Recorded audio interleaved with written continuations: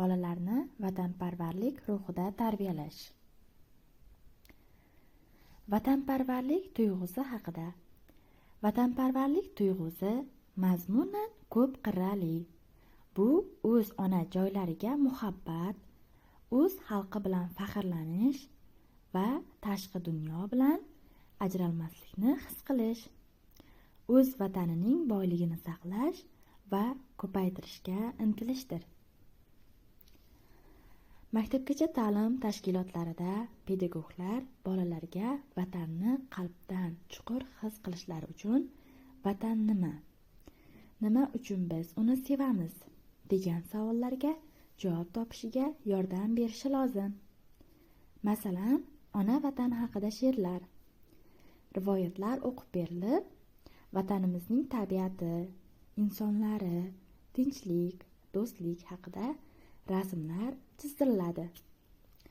Quyidagi katta tayyorlov guruhlari uchun vatanni mardlar qo'riqlaydi mavzusida mashg'ulotlar ishlanmasi tavsiya etiladi.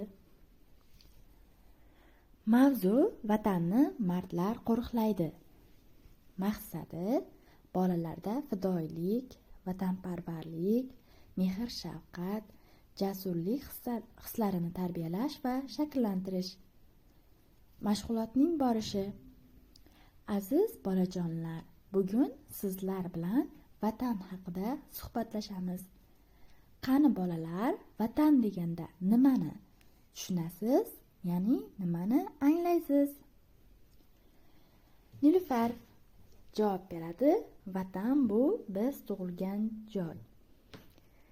Malika: vatan bu O'zbekiston. Rasmlarga diqqat bilan qaraymiz. Tarbiyachi: barakalla bolajonlar. Vatan bu biz tug'ilgan, kindik qonimiz to'kilgan joy. Ota-bobolarimiz, ajdodlarimizdan meros qolgan zamin. Vatan avvalo oilamiz, mahallamiz, ko'chamiz, shahrimiz, qarindosh urug'larimiz. Ularning har biri vatanimizning uzviy parchasidir. Qani aytinglarchi, biz yashab turgan joyning nomi nima? Begzod: O'zbekiston. Tarbiyachi: to'g'ri, bizning vatanimiz O'zbekiston. Bu go'zal yurtimizning tabiati, ajoyib manzaralari dilimizga huzur bag'ishlaydi.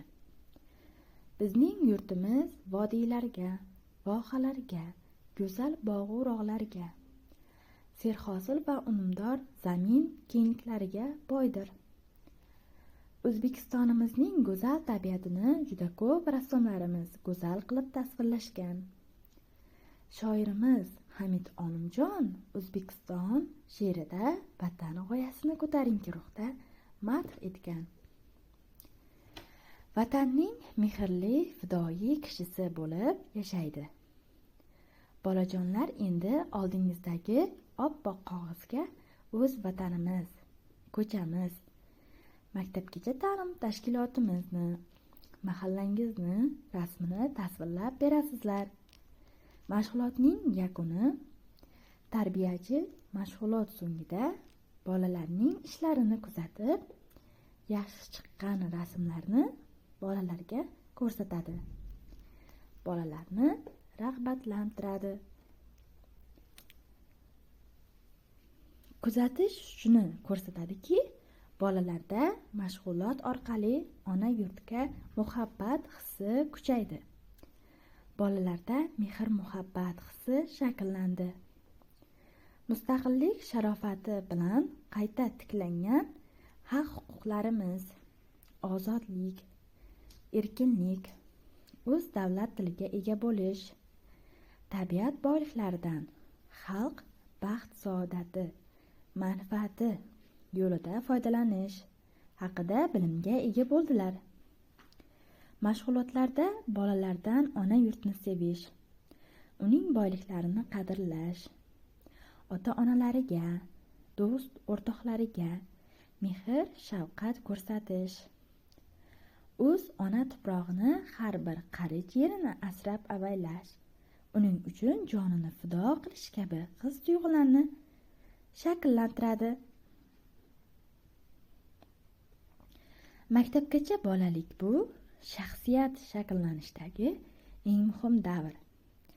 Qachon axloqiy fuqarolik fazilatlarining asoslari, atrofdagi dunyo, jamiyat va madaniyat haqidagi bolalarning dastlabki g'oyalari shakllanadi.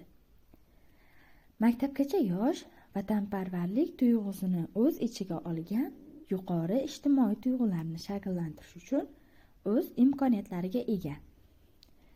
Bolaning dunyosi uning oilasidan boshlanadi. Vatanni anglash maktabgacha yoshdagi bolalar uchun ular uchun eng yaqin va qadrli bo'lgan narsalar haqidagi aniq g'oyalar bilan chambarchas bog'liqdir. Bu bolaning oilasiga, eng yaqin odamlarga, ya'ni onaga, otasiga, buvisiga, bobosiga bo'lgan munosabatlaridan boshlanadi. Bu uni uyi va yaqin atrof muhit bilan bog'laydigan ildizlardir. Bolalarni vatanparvarlik ruhida tarbiyalashda maktabgacha ta'lim tashkilotlari o'rni juda muhimdir. Maktablar bolalarga milliy, madaniy, din va axloqqa oid qadriyatlar va qiymatlar o'rgatishda katta rol o'ynaydi. Bu tashkilotlar bolalarga qiziqishlarini namoyon etish, o'z vatan va millatiga muhabbatni o'rgatish, jamiyat a'zolari bilan hamkorlik qilishni o'rganish, shaxsiy rivojlanish va ijtimoiy masalalar bilan shug'ullanishni o'rganishadi. Jamiyatimizning kelajagi bolalarimizda yashaydigan qadriyatlar bilan bog'liq. Shuning uchun maktabgacha ta'lim tashkilotlari bolalarni vatanparvarlik ruhida tarbiyalashda juda katta ahamiyatga ega. Bu tashkilotlar bolalarni mustaqil fikrlashga, ijodiy yondashuv va jamoatga foydali a'zolar bo'lishga tayyorlaydi. E'tiboringiz uchun rahmat.